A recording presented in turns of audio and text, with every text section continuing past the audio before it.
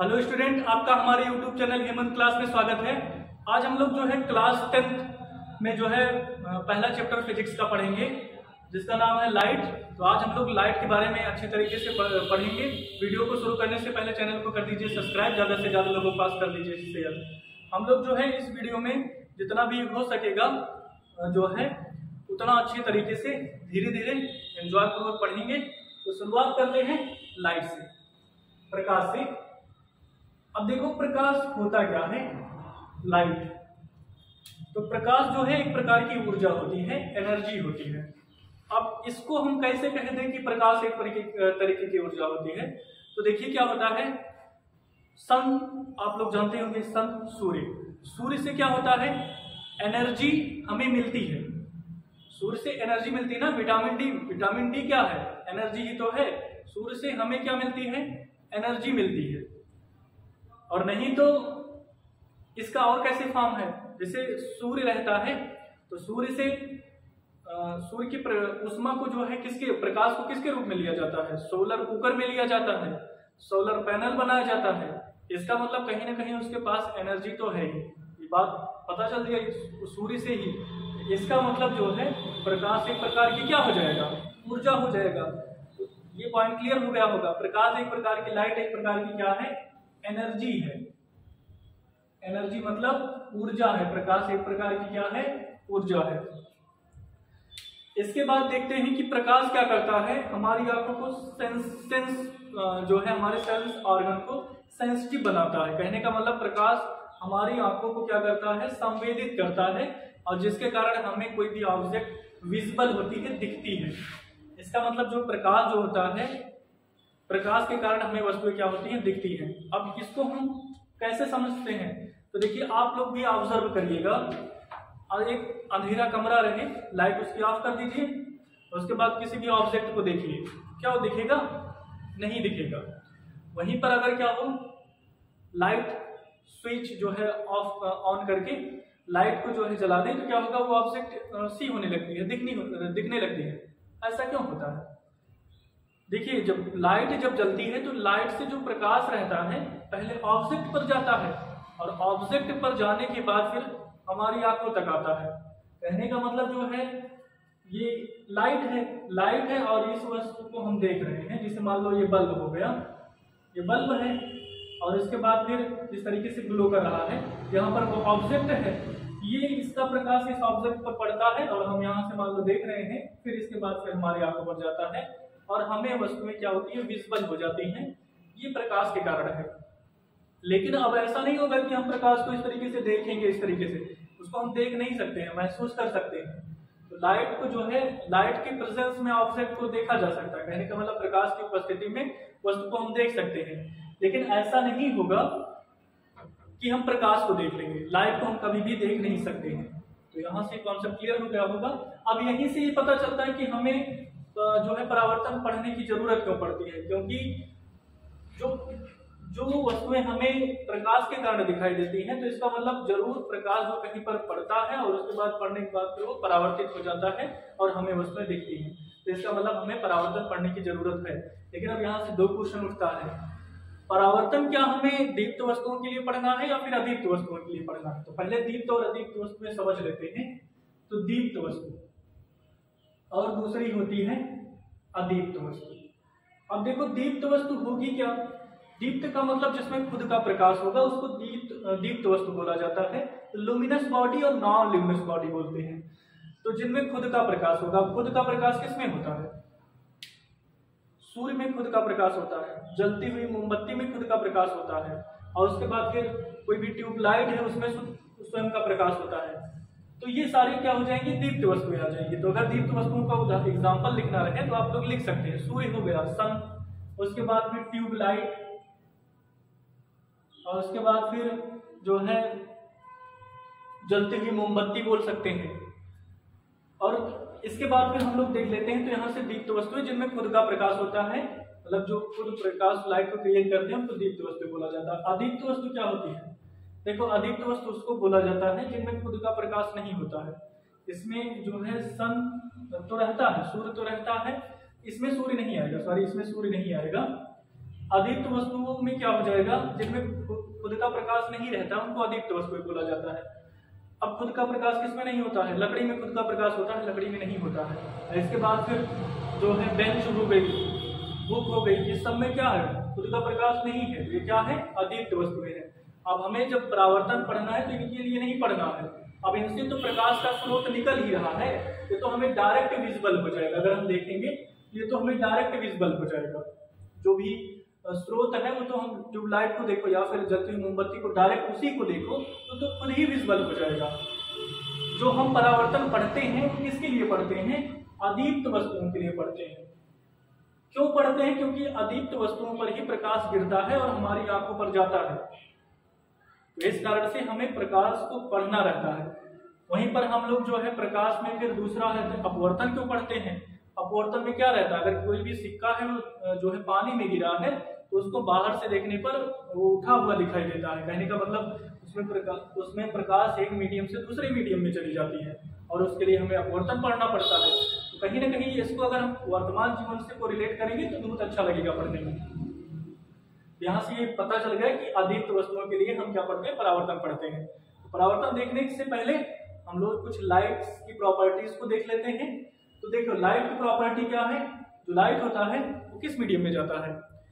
Light जो है, light को किसी भी मीडियम में चलने की जरूरत नहीं होती है, वो किसी भी मीडियम में चल भी सकता है और मीडियम ना रहे तब भी चल सकता है। कहने का मतलब प्रकाश के लिए जरूरी नहीं माध्यम होना चाहिए, माध्यम में भी चलेगा, बिना माध्यम के भी चलेगा।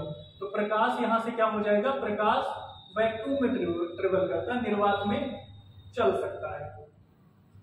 तो प्रकाश क्या होगा, निर्वात में चलेगा। पहला हो गया, वैक्यूम में भी ट्रेवल कर सकता है। दूसरा, प्रकाश सीधी रेखा में चलता है। जो सन से प्रकाश आता है वो किस में आता है, सीधी रेखा में आता है। तो प्रकाश क्या होता है, सीधी रेखा में चलता है। तो प्रकाश जो है सीधी रेखा में चलता है। इसके बाद फिर क्या हो गया, प्रकाश सीधी रेखा में चलता है। इसके बाद फिर जो है देखो, प्रकाश जब निर्वात में चलता है तो उसकी चाल होती है, कितनी चाल होती है, 3 × 10⁸ मीटर पर सेकंड। तो प्रकाश की चाल कितनी होती है, 3 × 10⁸ मीटर पर सेकंड। इसके बाद फिर अगर लाइट को देखें प्रकाश को, तो ये एक तरीके की विद्युत चुंबकीय तरंग है, इलेक्ट्रोमैग्नेटिक वेव। अब क्या होता है ये देखो, प्रकाश जब जैसे मान लो ये प्रकाश चल रहा है तो इसके परपेंडिकुलर, इसके 90 अंश पर विद्युत क्षेत्र होता है और इसके भी 90 अंश पर क्या होता है, चुंबकीय क्षेत्र होता है। इन दोनों क्षेत्र के परपेंडिकुलर होकर के लाइट जो है ट्रेवल करती है, कुछ इस तरीके से जाती है। अगर देखा जाए थोड़ा इसका रहता है इलेक्ट्रिक फील्ड, फिर मैग्नेटिक फील्ड, फिर जो है यहाँ से जुड़ते हुए इस तरीके से, तो ये इलेक्ट्रिक फील्ड को मैग्नेटिक फील्ड, लेकिन जो वेग होगा इसकी तो कुछ इस तरीके से जाएगा, जिसको हम लोग जो है क्लास 12 में बहुत अच्छे तरीके से पढ़ेंगे, इसको पूरा कॉन्सेप्ट समझेंगे। बस इतना हमें समझ लेना है, जो इलेक्ट्रोमैग्नेटिक वेव्स के रूप में है वो कौन चलता है, प्रकाश। तो प्रकाश इलेक्ट्रोमैग्नेटिक वेव्स के रूप में चलती है, विद्युत चुंबकीय तरंग के रूप में। यहाँ से प्रकाश के बारे में ये भी प्रॉपर्टी पता चल गई। इसके बाद फिर देखिए, प्रकाश किनारे पर रहता है तो मुड़ जाता है। जैसे किसी भी कॉर्नर पर प्रकाश गया, वहां पर पड़ा और वहां पर वो मुड़ जाता है। तो कॉर्नर पर क्या होता है, प्रकाश मुड़ जाता है किनारों पर।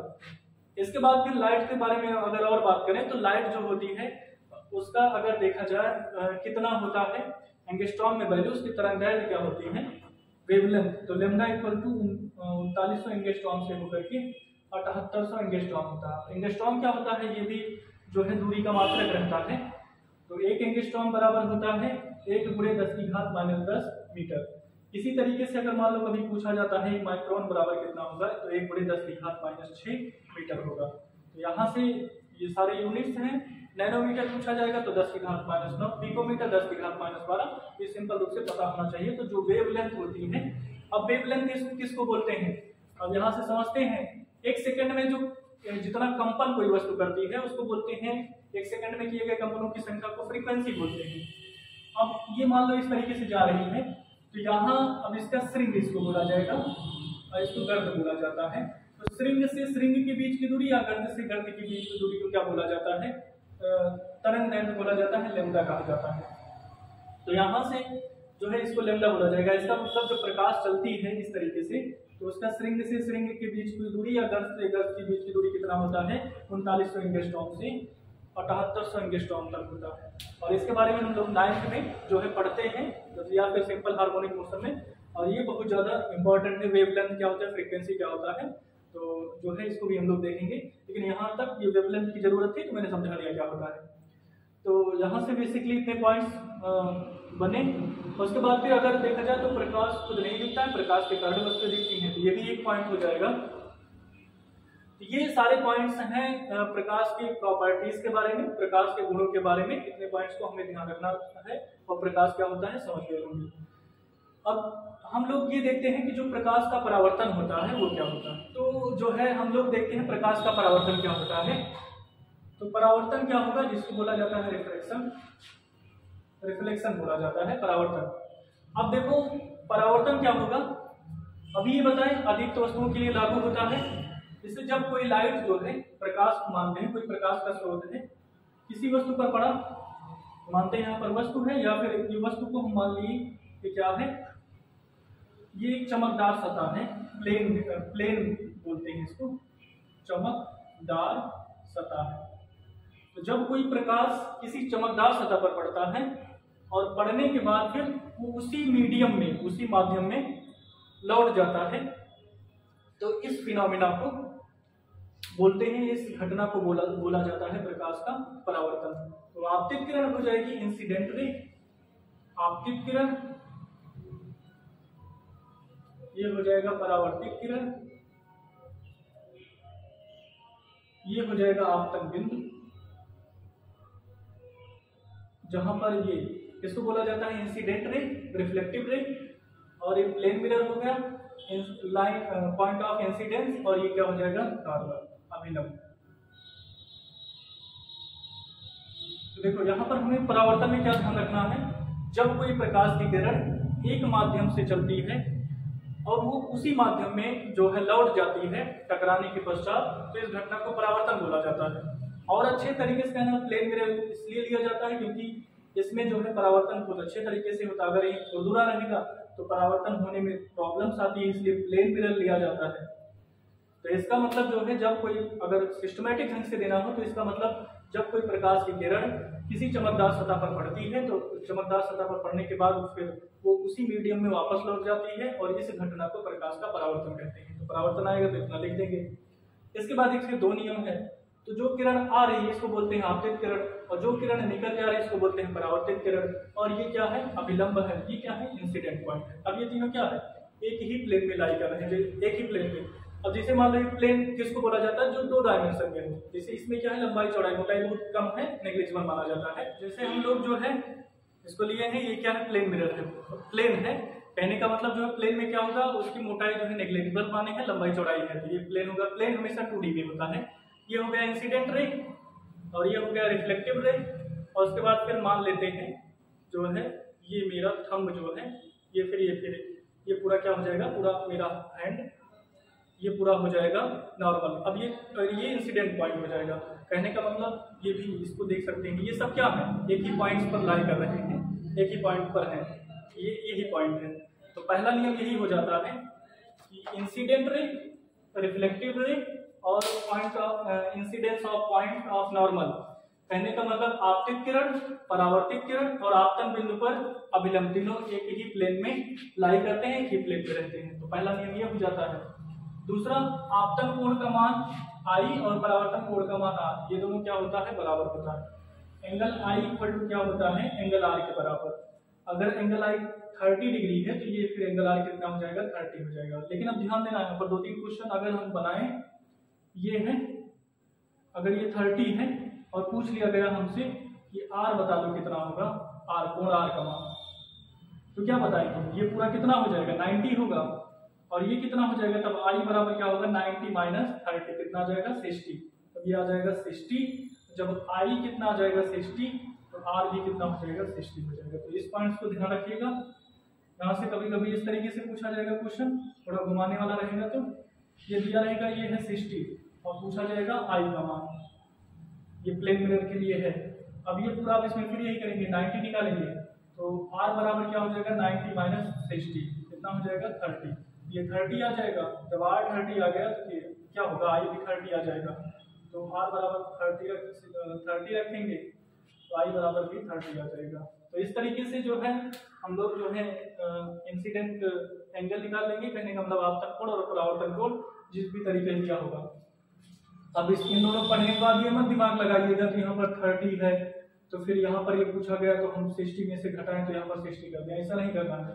क्योंकि नॉर्मल के साथ कोण को लेना है तो वो आपतन कोण होता है, नॉर्मल के साथ दूसरा कोण लेना तो परावर्तन कोण होता है। तो 30 ये भी हो जाएगा। तो उम्मीद करते हैं परावर्तन समझ में आया होगा। परावर्तन के जितने 2 पॉइंट्स हैं वो समझ में आए होंगे। तो इस वीडियो को हम लोग यहीं पर समाप्त करते हैं। जो है इसके बाद जो है डेली इस पर जो है इसके आगे का अच्छे तरीके से होता रहेगा, क्योंकि जल्दबाजी में कोई भी काम नहीं होता है। हम लोग अच्छे तरीके से एंजॉय पूर्वक पढ़ेंगे। तो इस वीडियो को ज़्यादा से ज़्यादा लोगों के पास पहुँचाइए, क्योंकि जो भी क्लास 10 का जो भी नहीं पढ़े हैं तो लगभग पेपर तक उनका बहुत सारे चैप्टर बहुत अच्छे तरीके से हो जाएंगे। और उसके बाद फिर ये हर एक कंपटीशन के लिए भी जरूरी है इनके सारे पॉइंट्स। तो उम्मीद करते हैं वीडियो समझ में आया होगा। इस वीडियो को यहीं पर समाप्त करते हैं। वीडियो देखने के लिए आपका बहुत बहुत धन्यवाद।